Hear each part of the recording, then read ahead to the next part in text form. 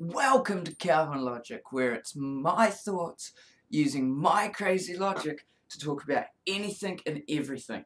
And today we're talking about Pacific Rim and why I think it's better than Pacific Rim 2. So, Pacific Rim versus Pacific Rim 2. And why am I talking about that today? Well, 7 years ago in 2013, when it first came out, I was 12 and I became a very, very big fan of Pacific Rim and the work and the love and the world that Guillermo del Toro, the writer and director of it, had made. And it caught my attention because I already loved Transformers and I already loved big monsters, whether they be good or bad.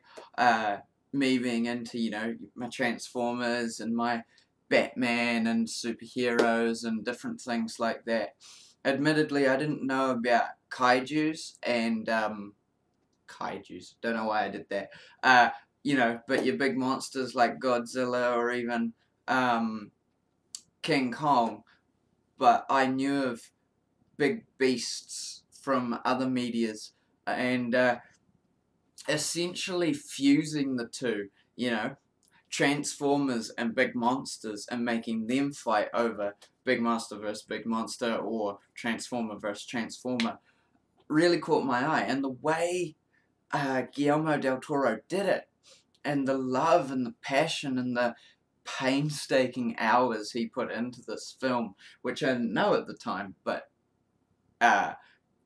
loving this as much as I have and still do, and learning about it as I've gotten older, I've got such a respect for people like Guillermo del Toro who put passion and a lot of extra work into a movie like this when they don't have to.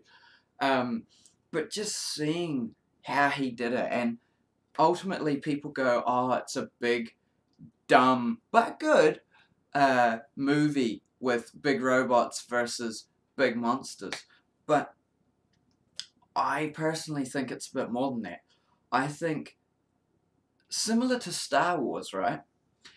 Guillermo del Toro wanted to create a world, a universe, where you could explore it in depth, where there's all these little things and all this lore that he put in to just make it a well-lived world, but also fun and engaging for, as he puts it, 9 to 13-year-olds, and even older, really. I think even though that is what he says his demographic was, he wanted to make a fun and engaging movie for that age. I think he does a brilliant job of just capturing what us older teenagers and young adults and even older adults, mid-30s, early 40s, love in movies. And even though, yes, it was fight after fight, it still had good world building, it still had a great narrative. And I was really, really excited for number 2.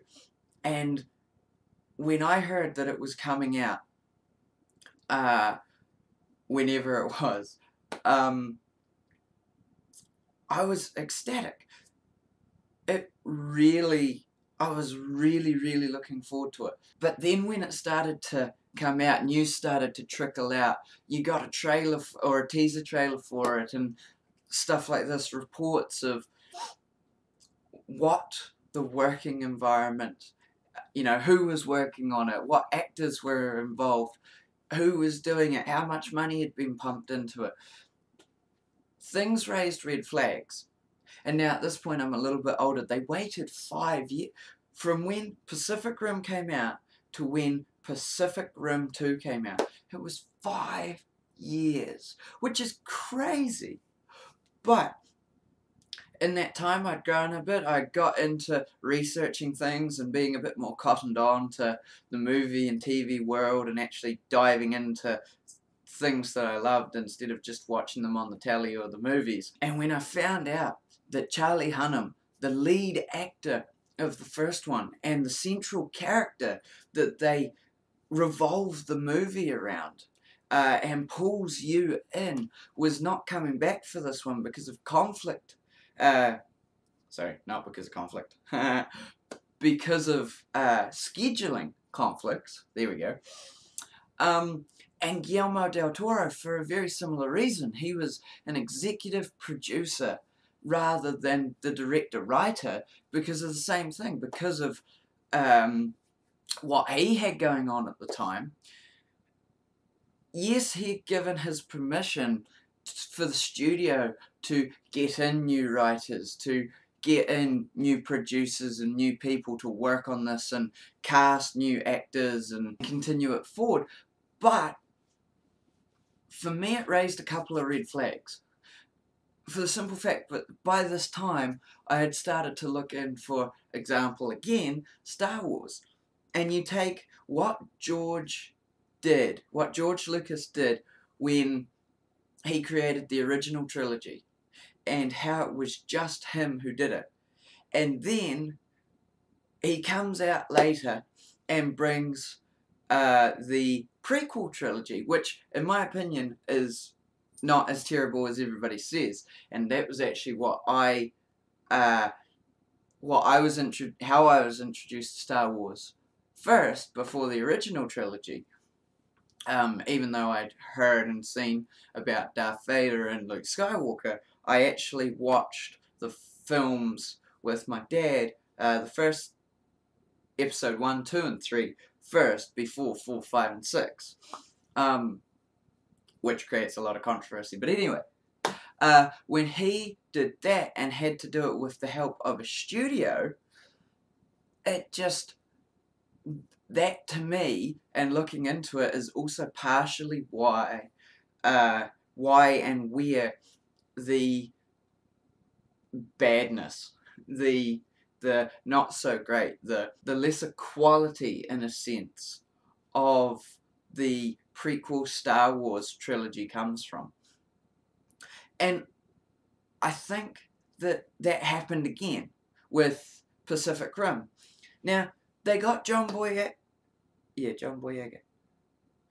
Now, they got John Boyega in to be your lead character for Pacific Rim 2. And I was really, really cool and happy with that, because I'd only seen him in Star Wars The Force Awakens. And even though I have my issues about that film, he is a great actor. I love him as an actor. I love what he brings, and I thought he brought a freshness to acting, and even to Pacific Rim.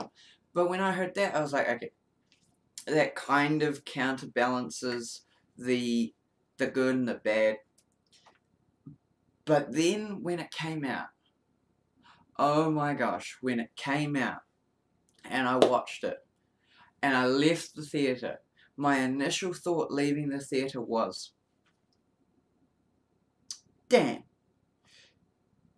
it was rushed, it was more of a cash grab, and they didn't put as much love and as much attention and even as much creativity into the second one as they did the first one. And for me, it kind of just made me drop, my gut sink with disappointment, because there was all this hype for the second one, and it had been 5 years. That's enough time to do it right. But no. So anyway, Pacific Rim versus Pacific Rim 2. So now that you know the backstory and why I'm making this, let's get into a couple of things. And I've already sprinkled in a couple of things. So Pacific Rim 2 was made to continue the story and expand the world. Now, like all sequels, that's what it should do. It should continue the story and expand the world. And in a sense, it did. It really, really did. But in all the wrong ways, really. And they touch on a couple of things here and there, like how the world is after the war, how cities and countries and people are building around these giant skeletons and using parts from broken Jaegers, which are the robots, to build either homemade Jaegers or different kind of things. And there's kind of like this black market. And that's how they start off the film. And I thought that was really, really good. But at the same time, they also bring in things like, oh, the economy's crashed, and, you know, some people don't have a job and stuff. And yet, by the end of the first one, we know that in some places, in a lot of places really, life is normal. Even in a lot of the places that get attacked, generally life is normal. Life is still good. So why there was this turnaround in a time of peace, in a time where they're not fighting, where they can rebuild and bring that infrastructure back up? I don't know.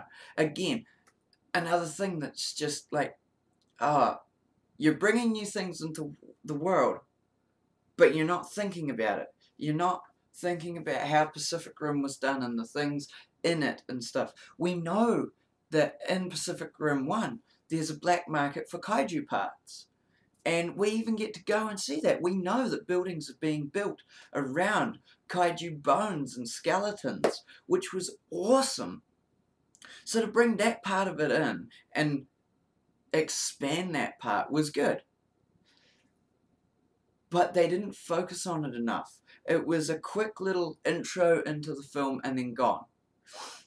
And even though you have one of the homemade Jaegers in the final battle, it's never really focused on. And yes, it's the one that saves the day and blah blah blah. But it's not given enough weight. It's not given enough build-up or character to bring us through. And it's kind of like black market plus homemade Jaegers, middle of the movie to kind of halfway to the end. In battle, oh, we gotta connect the movie, so we'll bring the homemade Jaeger into here and it can win the fight. And it just, for me and a lot of other people, it just doesn't work. And it's just a telltale sign of bad writing, rushed production, and ultimately no creativity really going into it. Flinging around a couple of good ideas and sprinkling them in, but not executing on them in a way that they should have, and to a standard that the creator of this universe and the one to make the first film, Guillermo del Toro, had already, he'd already put the standard up here. So if you're going to make a sequel, you need, especially in a time where sequels are often, it's really hard to do better than the first. But you need to put from this standard going up. So point 2, well, yes, they expanded and continued the story, but in my opinion, there was kind of this disconnect in the story between your human and your alien invaders. In the sense of, for me, they use too much of the human world, but not enough, and yet they use the aliens, but too little. Now, the reason I say that is because through most of the film, you follow John Boyega's character, who I can't remember what is it in movie name is at the moment, so bad me, I'm sorry. But you follow his character, and the Pan-Pacific Defense Corps has set up these bases, and they're kind of like a police force now. But one thing I'll get to later is they have Jaegers, and I don't agree with that either. But anyway, you go to their base where they're training new Jaeger pilots and got all these cool facilities and stuff like that. But yet, you're focusing on that, and you're focusing on him training new recruits, which is fine. We didn't really get to see that in the first one, so it's a good expansion of the story, you know, show how the pilots are trained, show how they're now trained with new and better technology from when they started in the first one. But there's not enough substance. It's just kind of point after point after point, rather than point, build, bring in the next point, and carry that over and then build on the next point. And so it just feels like bang, bang, bang, bang, bang, bang. And then at a point when you're just following this, you get the aliens. And you get one of the recurring characters bringing in that boom. And the aliens aren't even the first enemy, the first antagonist you get in the film. You get this, what they think is a homemade Jaeger, coming and fighting and interrupting one of their big ceremonies. And so that also, to me, creates a disconnect, because you can have a couple of villains, or multiple villains, in a film, but you got to do it right. And if you're going to have them in there, you've got to connect them in a substantial way. And even though they touch on it over here, they don't focus on it enough in the initial hit of that Jaeger coming in. And yeah, it's supposed to be a mystery, but it just doesn't work. It doesn't work for the simple fact that, oh no, another home Jaeger. Oh no, he's done this and we need to fight him. But as the story's developing, you never get a sense that he's an integral part of the later plan. He's just kind of there, and he just kind of does what he does, and then he's gone, and then the next part unfolds. So you've got this disconnect, and it creates a disconnect from the viewer as well. So that's an area where they went wrong, and even though it's a cool concept, it wasn't needed. It's another example of them sprinkling in cool ideas, but either not going far enough with it, or bad execution. And for me, it's kind of both. It's bad execution, but also not going far enough with it. If they wanted to make these guys, you know, the homemade Jaeger, the main villain, you should have, and have the aliens coming right at the very, very end, in the closing of the film, to set up for the next one. But anyway, let's go on to point 3. So another problem I have with Pacific Rim 2 over Pacific Rim 1 is, as I've said a couple of times now, it's to continue the story. And generally when you do that, you continue the story of previous characters from the film before it, whether it be the first one or the second one in the series that is before the one that you're watching now, and even the same in the TV series. But yet, Charlie Hunnam's character, Riley, is nowhere in the film. He's not even mentioned. He's just gone. And again, as I said, that's because of scheduling conflicts. But why? You've waited 5 years to do this. Why not wait a little bit longer? I mean, it would have worked out better for them as well, because they also, if they'd waited, they could have had both Charlie back and Guillermo del Toro. And ultimately, it would have been a much better film. But not having Charlie Hunnam's character in the second film,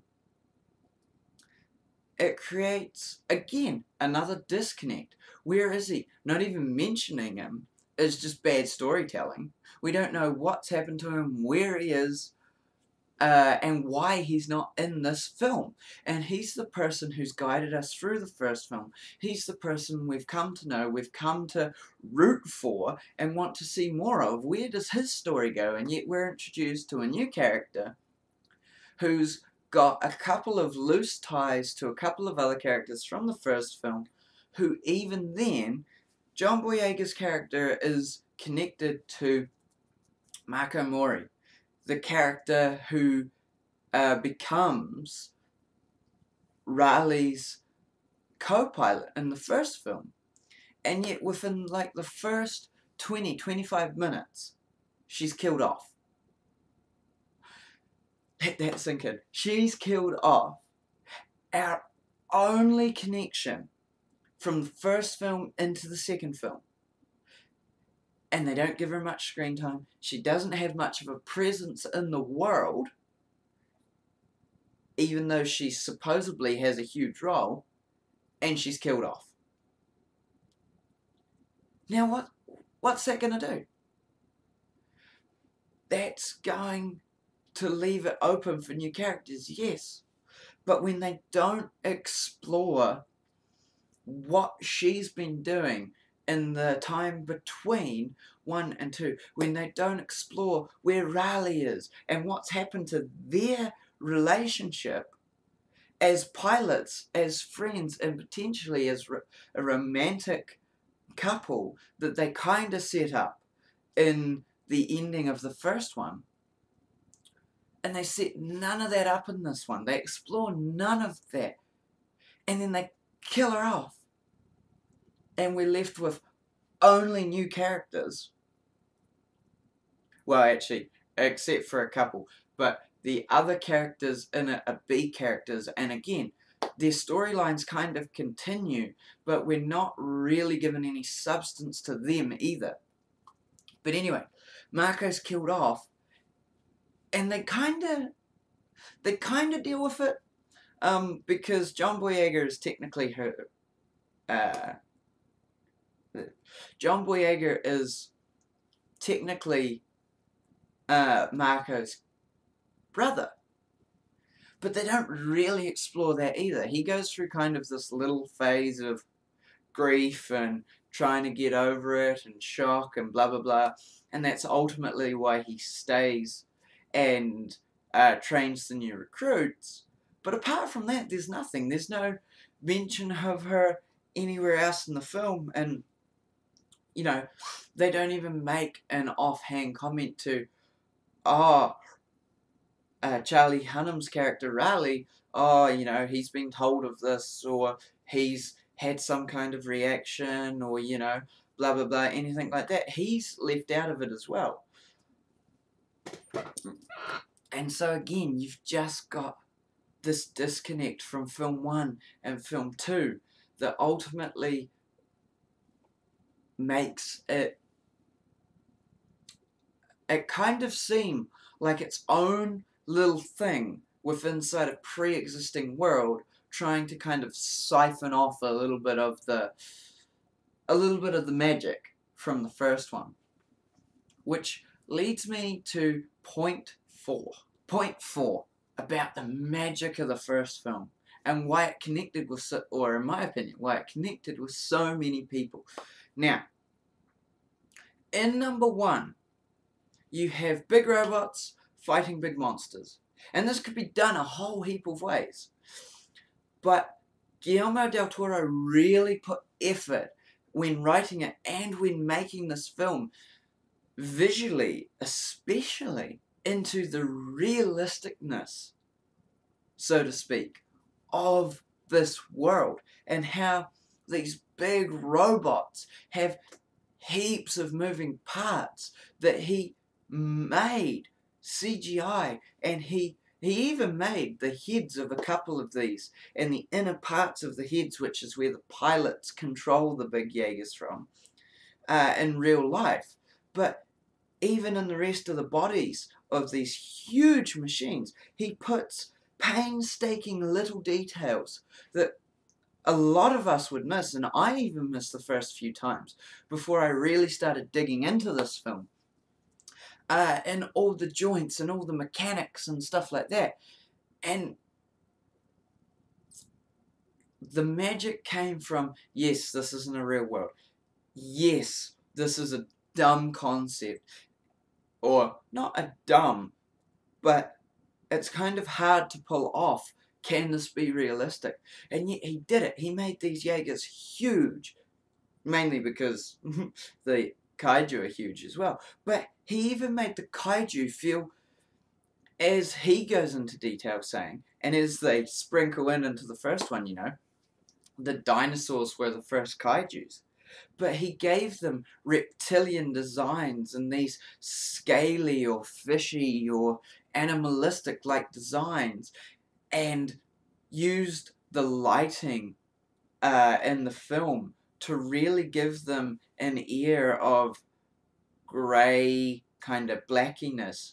But yet when you see some of them, he gives, especially one of them, neon like tendrils and body parts, and you can see that these creatures have been given life. They've been given life in the sense of, again, like the Jaegers, painstaking detail and realisticness to bring them to life, to make you scared of them, but also go, holy cow, if these were real, it would be awesome, and I'd be fearing for my life right now.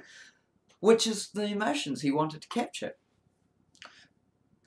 And yet, that is part of the magic of this film. You see, in a couple of instances, these Jaegers, and he sprinkles through, you know, Mark 1 Jaeger, which is one of your first ones they made at the start of the war, your Mark 3 Jaeger, or a couple of Mark 3 Jaegers, and now you've got your Mark 4 or 5, whatever it was, you know. So you've got that progression, and yet, and your progression in technology and stuff like that.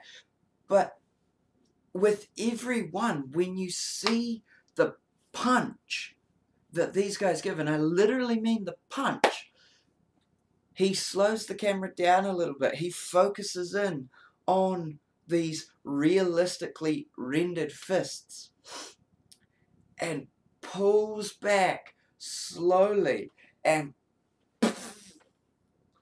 just gives the Jaegers a weight to them that they would have, a weight to them that means they can't just go, they have to bring it back to bring some power, and if they want to boost that power, because they can only go a certain speed and they have a certain weight to them, in the elbows he puts a rocket to provide more momentum, to provide more force. So yes, he brings it back, and they go, fire the rocket, and they go, and it makes it a little faster, but it's still slow.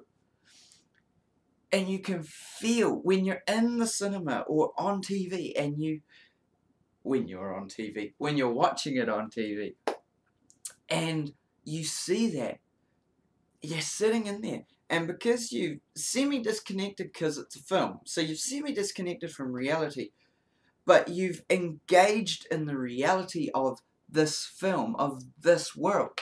You feel the punch that this kaiju is taking, and your brain goes, that must have hurt. That had some extreme force behind it. That has to have hurt. And as your brain's doing this, the reaction and what happens on the kaiju, Guillermo del Toro makes it and renders it and shows. He doesn't tell, and this is one of his best traits, is he shows, not tells. But he shows on the kaiju the impact that those punches have had and how it knocks them back. But it doesn't just knock them back, it actually reverberates through his whole face or the whole body, and they can feel it. And they take a minute, and once or twice they even shake it off and go, ugh. And you know that kaiju's brain has gone, that hurt. That really hurt. And then they swing back with some force, because now they're pissed. Now they're angry because that hurt. So they're going to fire back with an uppercut or a you know, something that they have. And the Jaeger goes flying back, but grabs on to the sides of the streets and, you know, slows down. But when it's flying, it doesn't just go, whee! You know, it actually goes, whoa. And you feel the magic, the realisticness, the intensity of the fights and of this world. And even though they for the end battle, they slowly take some aspects of that away. Even then, you still feel it. You still know that these are huge creatures and huge robots going up against each other. And they're constantly showing you size comparisons as well, which is really well done. Cut to the second film. And this is where a lot of my issue comes from. These robots, these Jaegers, are sleeker, they're slimmer, they're portrayed as the same size and similar weights, just with more advanced stuff in them. But as they're running through the cities, as they're punching, even the other Jaeger, but eventually the kaijus that come, there's not that weight. It's, it's quicker punches that you see. They don't slow it down as much. They don't wait. They don't hold the camera on that punch. And there's jump cuts everywhere, and it's just, oh, he's done a punch, right, jump to this fight over here, and boom, bang, boof, right, we got to jump to this one over here, boof, okay, jump back over to this one here. And they don't hold the intensity, they don't show the weight of the impact from either the Jaeger or the kaiju, and you don't feel it. Even when one or two of them are destroyed in number 2, you don't get that sense of realisticness. You don't get that sense of, wow, this actually hurts the kaiju, or that damaged the Jaeger, or that was some force behind it. It's more of your just quick show them a whole bunch of stuff and get them lost in this, and let's not focus on it. Let's not give care and attention to what has already been given. Care and attention. And so, yes, that is done in an effort to make the Jaegers especially feel new and modern and advanced. But you could do that in ways of, with some of the weapons. I think they actually do a good job with a couple of the weapons showing the more advanced technology they had in the second movie compared to the first movie. But yet, they don't show it enough, like I've said a couple of times, and they don't go in depths of how this is impacting each other and the surrounding environment in a fight. We see when Gypsy Danger in the first one is thrown back, how much destruction it causes in the city of Hong Kong. And even when it's running, even though it's not quite heavy enough to make craters in the ground, Guillermo del Toro used shaky cam, which I know a lot of people take issue with, and actually I do too in most films, but he uses this in a brilliant way. Quick, small shaky cams on a selected piece of the Jaeger or the environment in the first one to show kind of the impact and the reverberation that this step while they're running and while they're building up a little bit of speed is having. And the first couple, because they're walk, slowly, run, that shaky cam builds up a little bit as well. And again, it just goes to show the detail that he put into this. And yet you jump to the second film, and there's really none of that. They try and implement it a little bit, but it's more just run, with very minuscule shaky cam, or different ways they try and do it to show that, yeah, these are sleeker, these are more modern, they don't create as much of an impact. But then you don't feel the weight. You don't see what these guys are made of. And again, because these guys are sleeker, more modern, more compact, you don't, even in the head cockpit console where the pilots are, you don't see all these moving parts. You don't see all these joints and these machines and pistons and stuff like that. in the body, let alone the head of the Jaegers in Pacific Rim 2, that just show you these Jaegers are full of working mechanical huge machines to make up this huge robot. Whereas in number 1, there's constantly, whether you can quite see it or not, whether it's maybe a little bit blurred or not, you can still see all these intricate parts in the fingers, in the elbows, in the head on the inside where the pilots are. And so ultimately that is for me what I think caused the biggest disappointment, is that they didn't keep the magic. They didn't keep what had already been set up and the weight and impact that these things have on the world. And to me, the new Jaegers seem a little fragile. In the sense of, yeah, they're new, yeah, they're a bit more sleeker, and they're probably made of some new material or blah blah blah. They don't really go into that much detail on them either, in that regard. But I feel like a tank or a jet with a missile could destroy one of these. And it creates an air of, again, fragility and not big and bulky enough to these Jaegers that doesn't seem like they can take on the actual threat. And when you think about it, this leads me to kind of like point 6, I think. I'm kind of losing track, but this is how I want these videos going forward to be, you know, me just kind of having a point to something, talking about it, maybe rambling a little bit. I can cut some stuff out if I need to, but this is how me and my friends talk, and this is what I wanted to do on this channel, is create just me having a discussion with you guys and wanting to eventually, when I get heaps, or not heaps, I don't really mind how much, but when I get a good community that I can talk with, you know, have discussions like this and have these videos be kind of like an insight into how I think and what I think of certain things, and be like a jumping off point for these discussions. So anyway, I hope you're liking it, but point 6, I think. Why have the Jaegers at all in Pacific Rim 2? I mean, in Pacific Rim 1,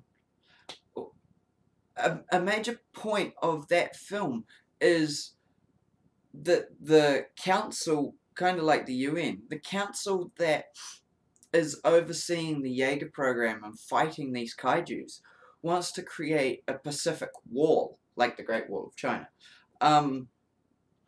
Because they're going through Jaegers too fast, and it costs time, let alone money, to bring the Jaegers to life, but also the pilots, and they don't want to lose more lives and stuff like that.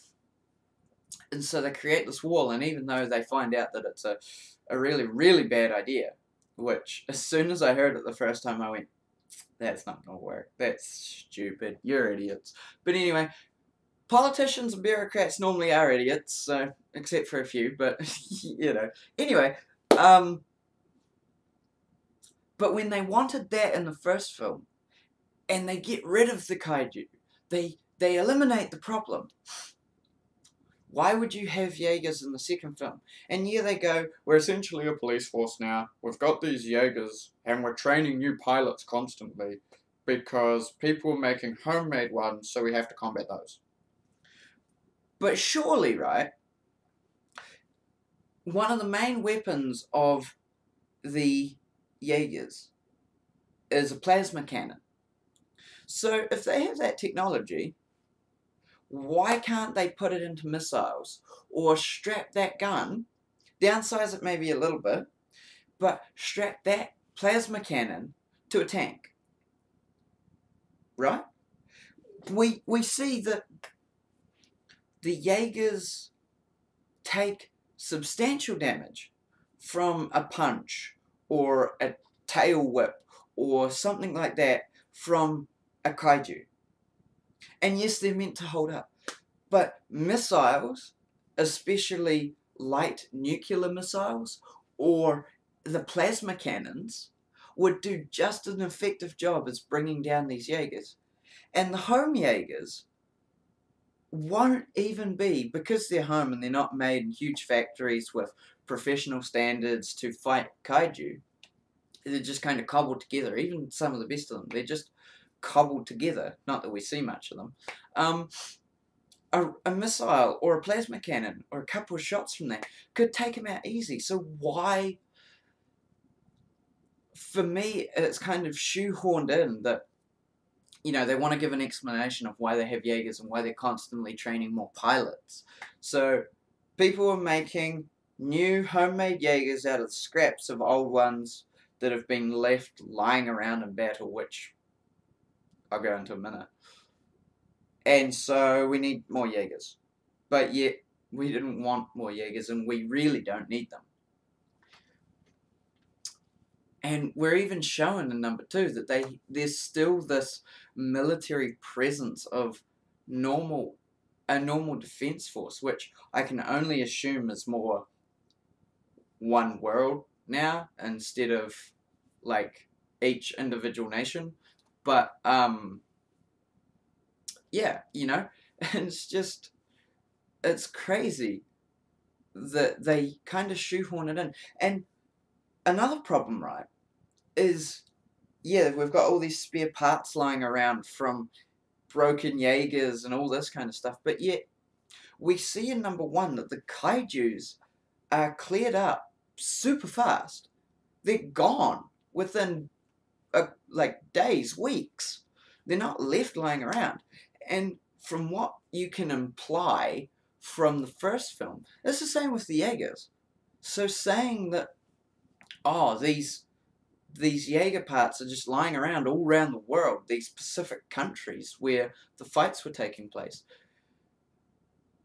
is quite honestly bullshit. And is why I take an issue with them saying, yeah, we need the Jaegers to stop people making homemade Jaegers. Well, yeah, but most people, even if there is a little bit of a black market and stuff lying around, there's not going to be that much of it, and you're not going to be able to make homemade Jaegers. People aren't going to have the resources. And again, like I said earlier, in the first film, life was going on as normal. As kind of, you know, living quality in the Pacific countries is kind of a little bit down, and the economy kind of goes like this and stuff like that. But you see that mostly life is normal.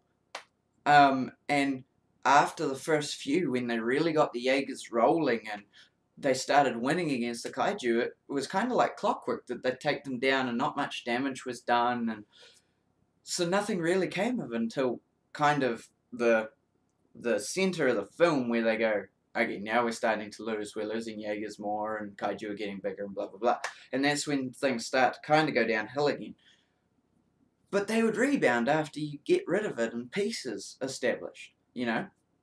So, and in number 2, they say nothing about, you know, countries fighting each other. There's miraculously, like this tends to happen in films, you know, miraculously the world's kind of just stayed in the state of peace with each other, so there's no fighting.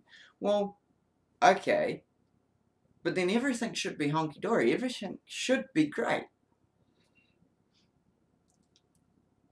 And it just, again, I feel like I'm saying again a lot, but you get the point, you know?